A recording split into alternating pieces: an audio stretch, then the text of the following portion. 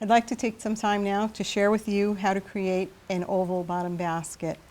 This particular basket took about 10 or 11 strips of fabric, and as you can see, I love the bright colors, but you know, let's not forget that there are so many beautiful fabrics out there, and we should never limit ourselves on choice. So let's go ahead and prepare some strips from your favorite fabrics, and let's get started. Now I'd like to show you how to make a small oval basket. So what you need to do is you need to go get some of your weavers that you've already prepared, and I want you to start by folding a piece down about 4.5 inches, and you're going to, of course, prepare the tip the way we did before by snipping back the clothesline and gluing the excess fabric over the little tip there. So you fold back 4 to 4.5 inches. You're going to put it under the presser foot right at the fold there. You're going to set your machine on a triple zigzag with a stitch length of 1.2 and a stitch width of 1.5, and you want your raw edges facing up. The little nubby tail is right over here on this side. What we're going to do is we're going to press these together, and we're going to sew straight down right over that raw edge. The raw edges should be touching each other, and when we get to the end where the nub is, we're going to pivot and turn around, and we'll be going in a clockwise direction the way we have been sewing on the round bottoms. You want to have your feed dogs down, and you're going to take a little tack. Then you're going to raise up the feed dogs, and you're going to start sewing down the length. You want to keep those ends pressed together.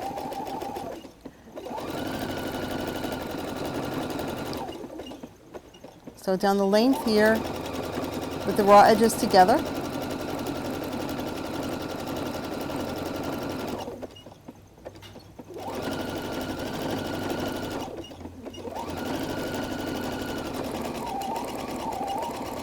Now when you get to the end where that little nub is, you want to have your needle all the way over in the right, and when you're at the end of the nub and the needle is in the right position, you want to start to pivot. Now that I have the needle to the right in the continuous piece of piping, I'm going to start to pivot around here. And we're going to pivot slowly. I'm going to go around that long strip that we just sewed.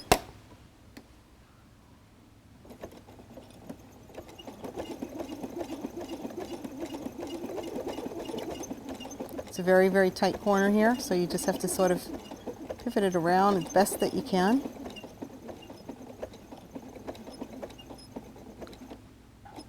I want to straighten this out a little bit. I want to keep these together.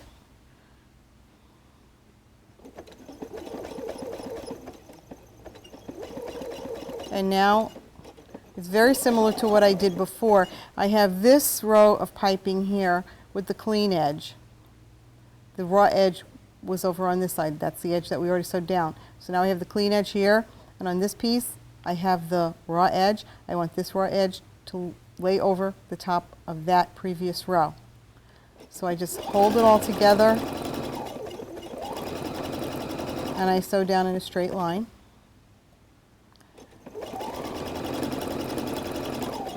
And then when I get down to the end, I'm going to start to pivot around this little turn here. So I'm going to pivot.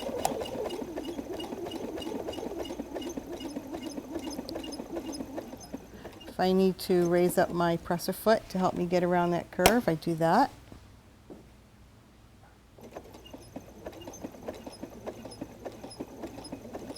Try and make sure that you catch both sides of the piping, the previous row plus the new row that you're laying in.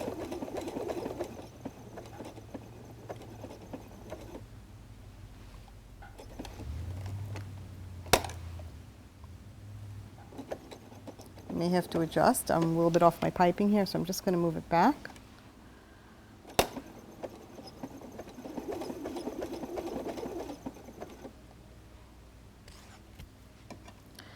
gets easier the wider out you go. So the center of my presser foot is riding along the line of stitching.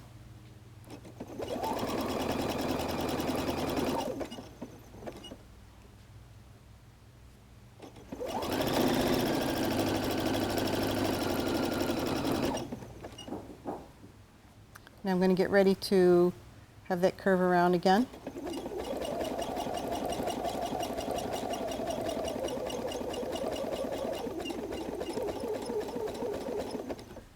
And you want to continue around the way I'm doing it right now until your oval, the base of your oval is the size that you'd like it to be.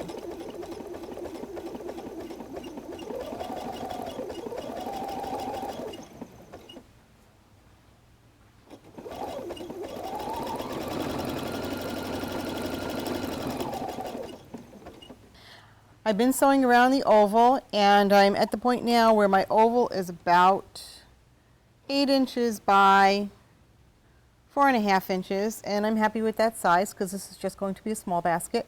What I'd like you to do, because now we're going to start turning up the sides, so what I'd like you to do is just pick an end that you're going to start from. And I'm going to start raising up my sides from this side right here. So I'm just going to simply put a pin in here. It doesn't really matter which end you choose. You could choose either end. But we're going to put a pin in here just to mark our beginning and ending point.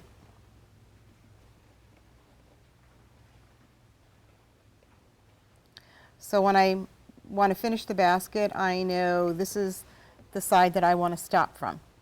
Now we're going to do exactly what we did before. We're going to raise this basket up to a 45-degree angle, and we're going to start sewing around and around until the basket reaches the height that we want. And with this particular basket here, we are going to do, just like we did with the small round basket, just maintain a 45-degree angle throughout the entire basket. Now we won't be doing a larger oval basket. We're just doing this to give you the basics of how to start one if you want to.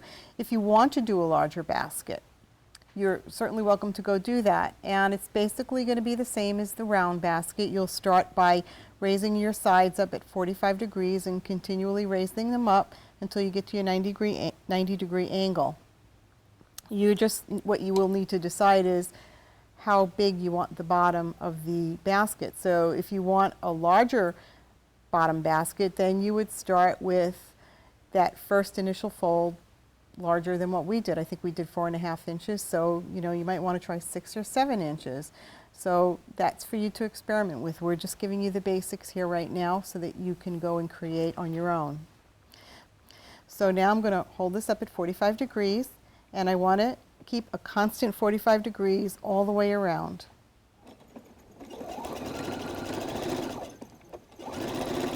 Same exact rules apply. Keep at a 45-degree angle. You're riding with the center of your presser foot over the seam line. Your raw edge on the weaver is riding on the previous row of piping.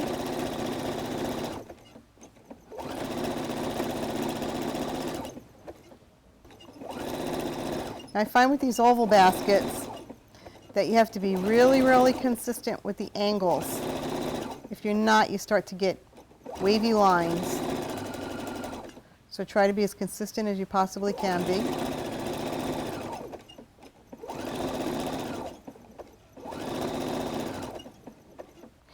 Now you want to pop up the center of this basket just like we did with the round one. Maybe not quite as much, but you do want it raised up a little bit.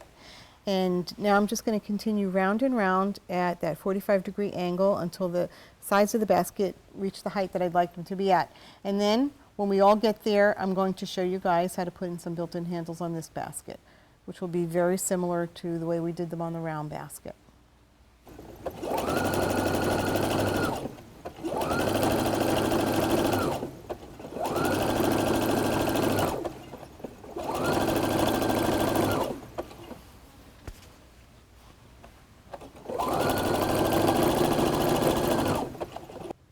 My basket is now as high as I'd like it to be. I just keep going round and round and round, and now I want to set in some handles coming off each side, and these will be the same kind of built-in handles I put on the round basket. So what I've done is I looked for the center of the basket down here. and then I went straight up the center to the side, and I put in a pin right here, and I marked that center. Then I came here, came straight up, and then I put a pin in to mark this center. Then what I did is I measured out from each side of the pin the same distance, and I put a mark here and a mark here. So the distance from this pin to this mark and the distance from this pin to this mark is the same. And I did the same thing on the other side. I measured the same distance from this pin to this mark, and then the same distance from this pin to this mark.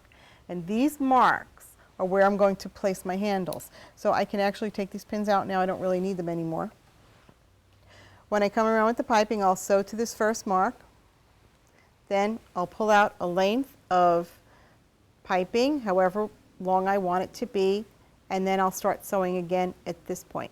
So I'm going to sew to here. I'm going to secure everything down by dropping my feed dogs and using the triple zigzag. Then I'll put it back in after I've drawn out a length of piping, and I'll secure it again by dropping down the feed dogs and doing the triple zigzag. Then I'll sew all the way around until I get to the marks on the other side, and I'll do the same exact thing. Secure the piping, pull out the length that I need, secure it again here, and then I'm going to continue to go around those handles one more time. So you should have 2 rows for each handle, and I'll end it somewhere around here. And that tail that I'm going to have ended off here will be covered because we're going to wrap that with yarn the way we wrapped the other handles with yarn. And I will also be ending on the side where I began. So let's go ahead and do that, and when we're done, we will take the baskets out and we'll wrap the handles with yarn.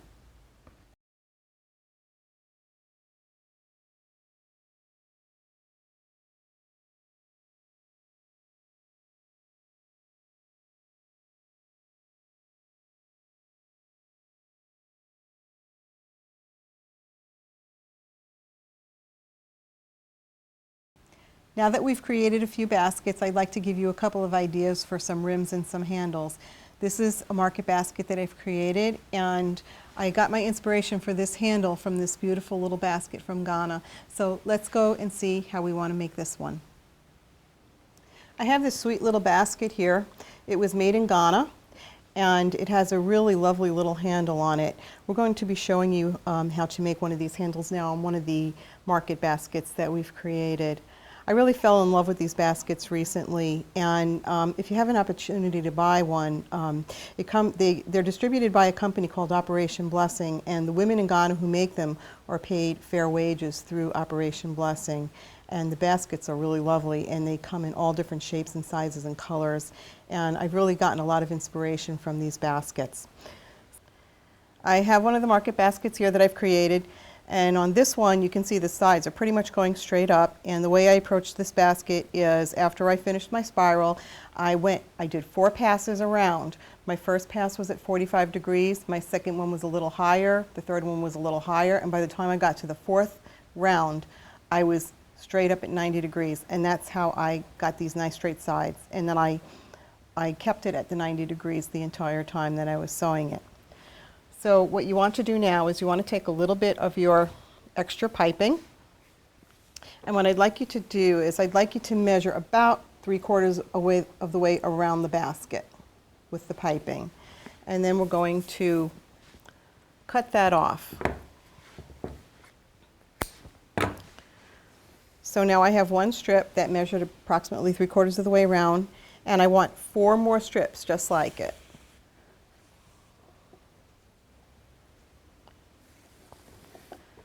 So I'm just going to cut 4 the same exact length as my first one.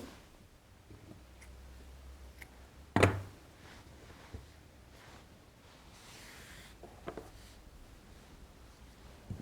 don't have to be absolutely perfect, at least not yet.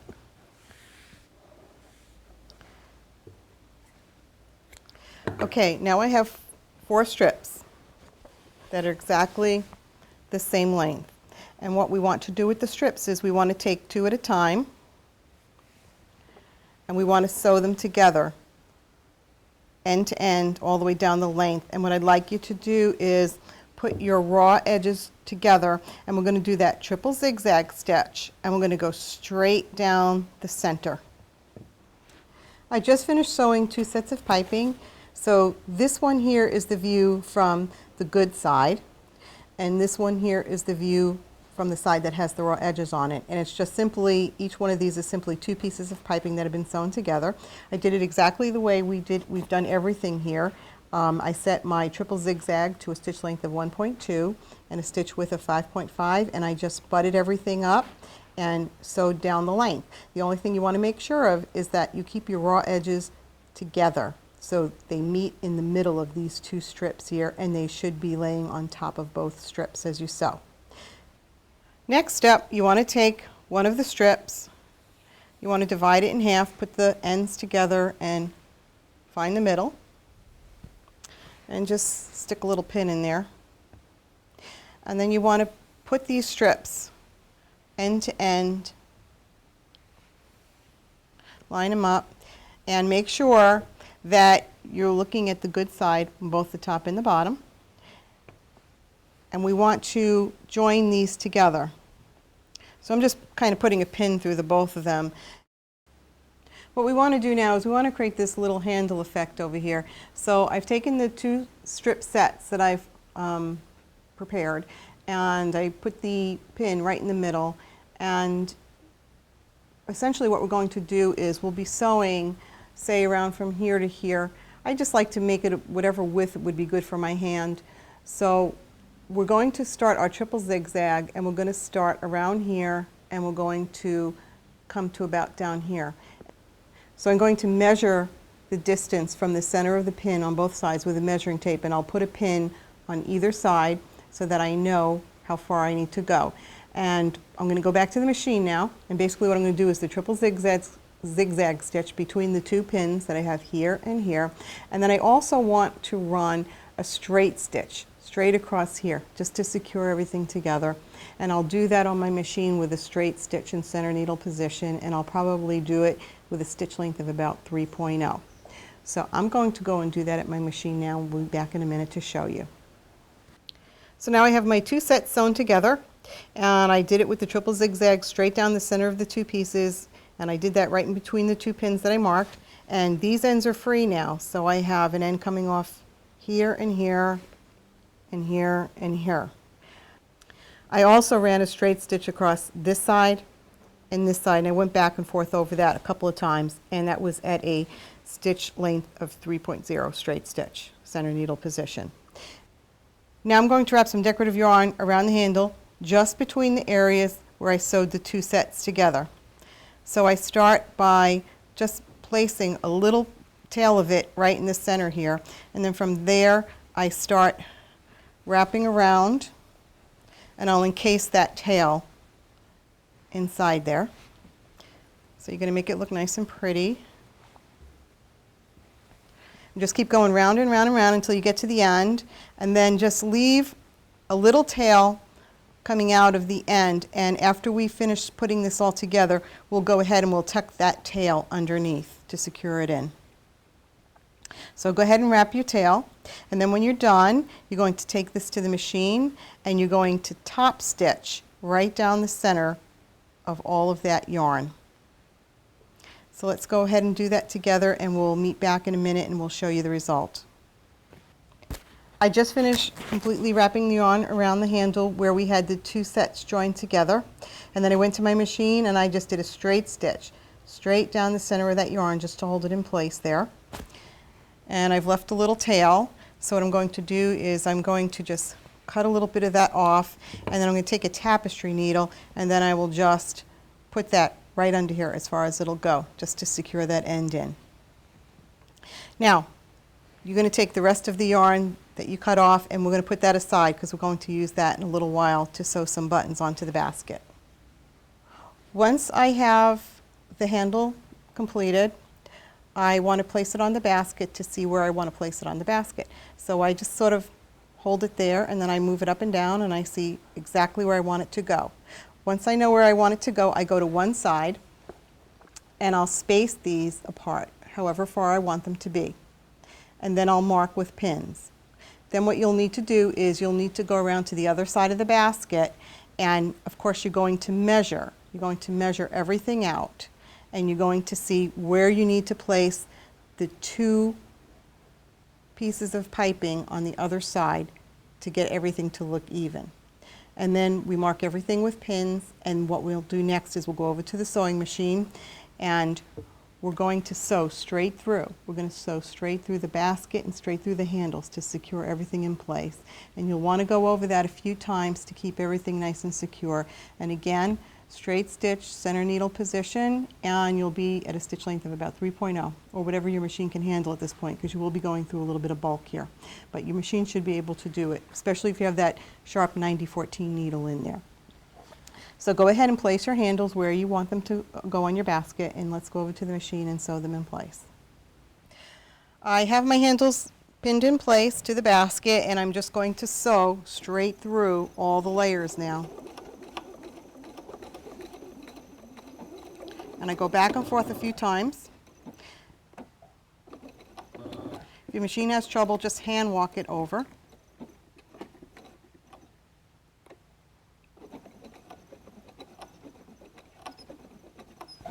And by hand walking, I mean manually turning the hand wheel towards you.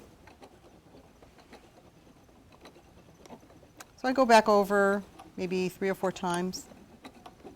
Now I'm just sewing this between the first and second row of piping, right in that little seam line where the triple zigzag is. It's not critical if you want to sew a little lower, it's not really that critical. I'm going over to the other side, and I'm going to sew the other one down. Now what I did here is I put the handle, I placed it right over where we ended that last bit of piping, where we cut it down at a diagonal and glued it. So that's one way of hiding your little seam there.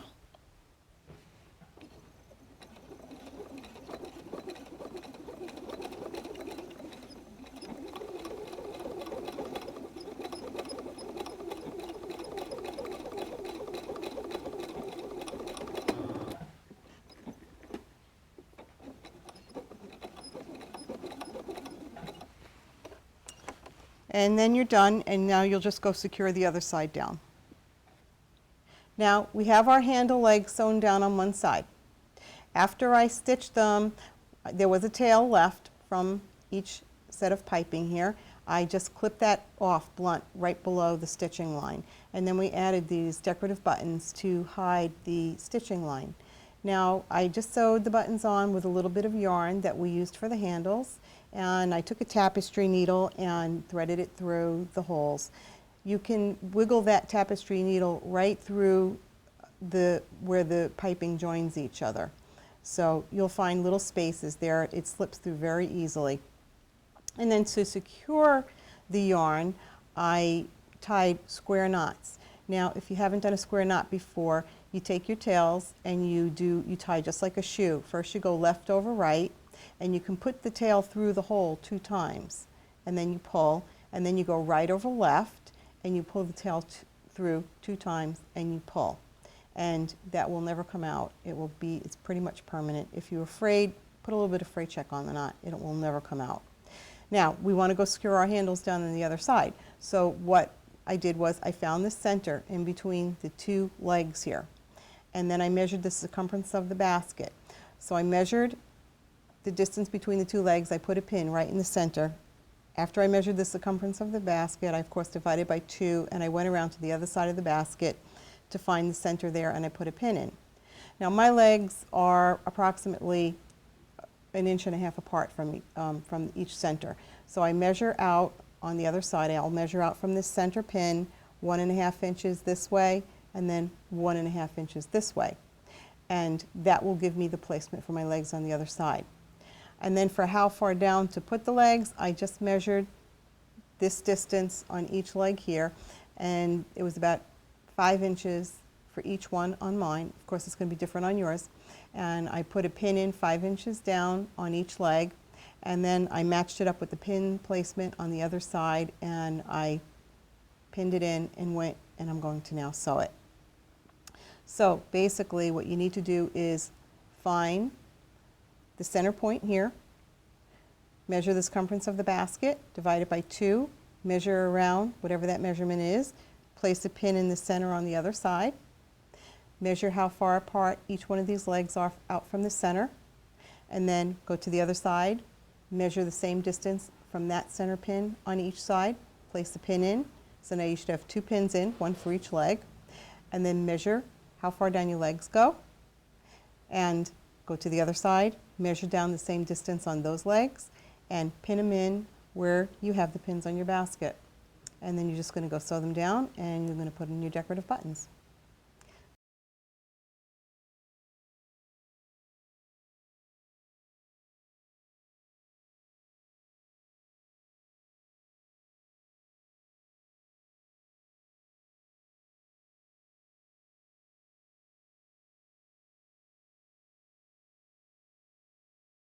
This is the next project that we're going to work on. It's a bowl.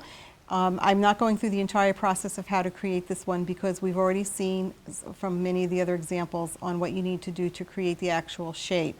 What I do want to demonstrate to you is how to put the yarn on the rim so that it gives you a really pretty effect here on the edge. This bowl probably took about 21 to 25 strips. So if you want to go ahead and create something this side, you'll need about 21 to 25 strips of fabric. So go ahead and get started with that, and we'll get started on the rim here. I have a bowl here that we want to couch some decorative yarn into. I have 2 strands of yarn that we've twisted together. And first thing I'm going to do is I'm going to slip it right underneath the presser foot there. And I'm going to drop down my feed dogs. And I'm going to do a little bit of triple zigzag to get that secured onto the weavers. Next thing I'm going to do is I'm going to wrap that around the weaver. This is my ball with the 2 strands of yarn twisted together, so I'm just wrapping it around there. And now I'm going to place my weaver down just the way I have before, and I'm going to sew with the triple zigzag.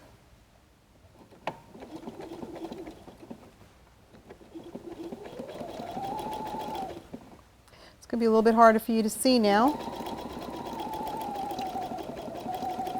but you still want to try and keep the center of that open toe foot on your seam line.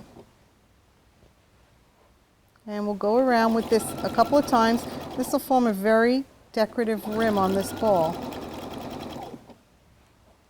When you run out of yarn around the weavers, just go ahead and wrap some more. Position everything again.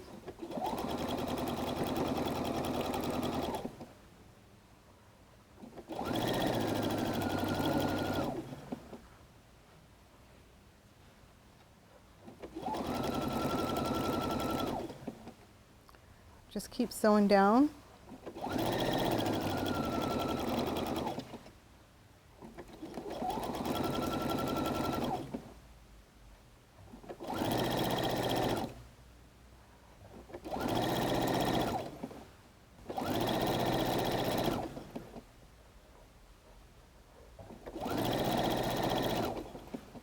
Now I'm getting very close to where I need to end. So I'm going to go just a little bit more. I'm going to lower down my feed dogs, tack that in.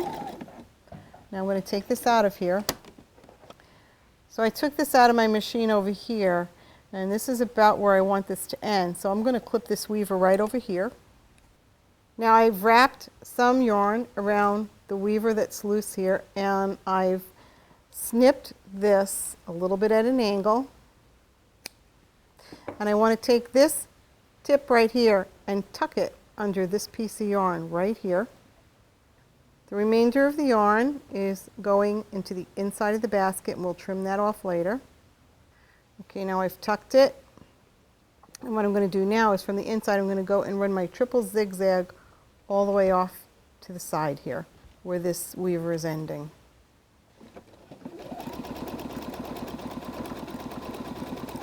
I have the little tail of yarn here. I'm going to pull it over the end of that weaver to hide it.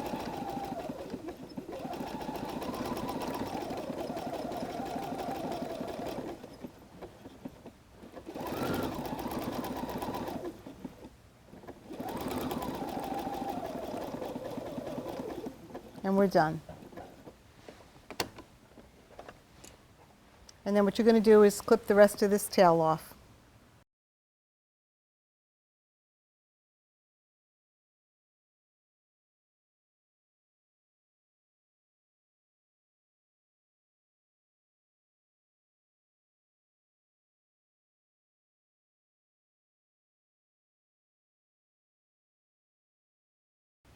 This is a basket made from black ash that I made many years ago. What I'd like to show you is that it has a little swing handle on it. And I want to show you now how we can translate this into our fabric baskets. I have another market basket here that I made earlier, and we're going to put our swing handles on this basket. Now, the way I created this one is, you can see these sides, they come out a little bit this way. And what I did on this one was, instead of going 4 passes to get up to my 90 degrees, is I started my first pass at 45 degrees, and then I kept going up a little bit more each time. I eventually made it up to 90 degrees, but I was much more relaxed about doing it. I probably did it in maybe 6, 7 passes before I actually got there. And that gave me the effect of having this basket come out a little bit more this way instead of sides that are straight up. So what I want you to do now is basically the same thing we did with the other market basket. I want you to take some of your leftover piping, and I want you to measure about 3/4 the way around the basket, and I want you to cut 4 pieces that length. I have my 4 pieces cut to the same length, and we'll do the same thing we did before. We're going to lay these down in sets of 2, and we're going to have the raw edges sitting on top, and we're going to go over to the machine and we're going to do the triple zigzag all the way down the center. We'll do that 1.2 stitch length and the 5.5 stitch width. Make sure that your raw edges are on top. So go ahead to the machine and sew those down now. We're getting ready to mark the placement for the swing handles on this basket. So the first thing you want to do is take the measurement for the circumference of the basket. And on my basket, it's 37 inches. So I've placed 1 pin in right here. And what I'm going to do is measure 18.5 inches from that point. And that should give me the center on the other side.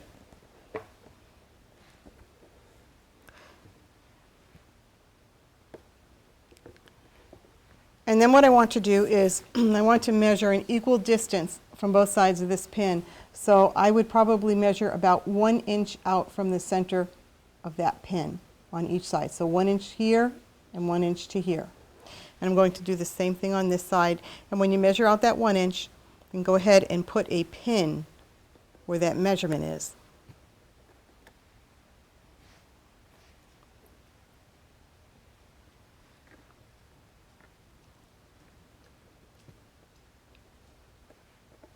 So I'll turn this so you can see.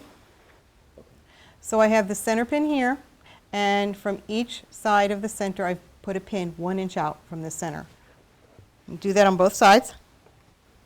Take one of the sets that you made for your 2 handles, and I want you to take the end of one of those sets and put it near the outer pin, not the center pin, and then place another end on the corresponding pin on the other side. I want you to see how far you'd like your handle to drop down when it's in the full down position. Then take that length, whatever that needs to be, from pin to pin, and add 2 more inches onto that length and cut it there. And then I want you to go and cut your second strip exactly the same length. Now take your O-rings, and you actually need 4 of these. But first we're going to work with 1 handle at a time. So take your O-ring in one of your handles and put the O-ring through the end of one of the handles. I want you to fold it back about 1 inch. And don't worry about this raw end, because what we're going to do is we're going to wrap that up with some yarn. I've placed the handle under the presser foot. My feed dogs are down. I'm on a triple zigzag stitch with a stitch length of 1.2 and a stitch width of 6.0, and now I'm just going to tack this in place.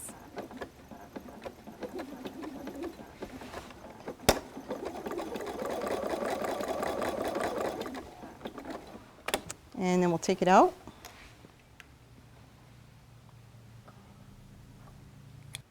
From the piping sets that you created before, you should have a little bit left because we trimmed down the handles.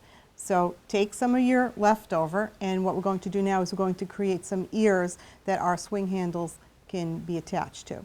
So we have our pins here, and I'm going to create my ears by taking that extra piece, and I'm going to place it onto the basket this way. Now you can decide how high you want that ear to go up. You can have it go as high or as low as you want. You could also, I'm right now just going to make one ear, and both swing handles are going to be attached to this one ear. If you wanted, you could put one here, and then you could put another here and have two ears on each side. I'm just going to do one ear on each side. So I'm going to place it however I feel is high enough here, and then I'm going to go ahead and I'm going to sew these through on the sewing machine the way I did on the market basket with the other handles. So I'd like you to go ahead and do that now. Do one on each side.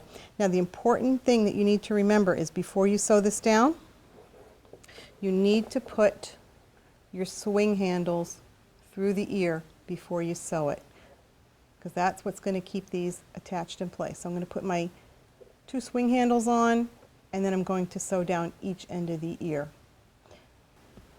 Now when you put your ear on and you have your two swing handles, the raw edges that we zigzagged over should be facing in. So they should be facing each other, and the blunt ends that we cut off should also be facing each other on the handle.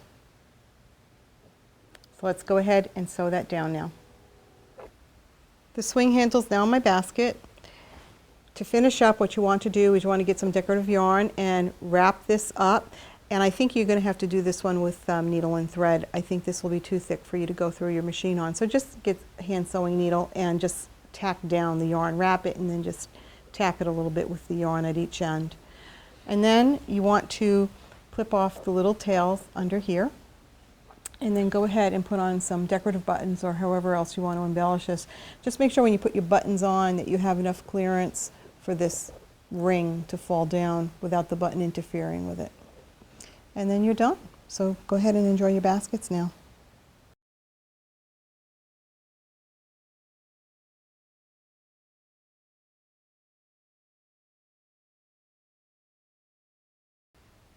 Here are all of our completed baskets. I hope that you've had as much fun creating these as I have had teaching you how to do this method.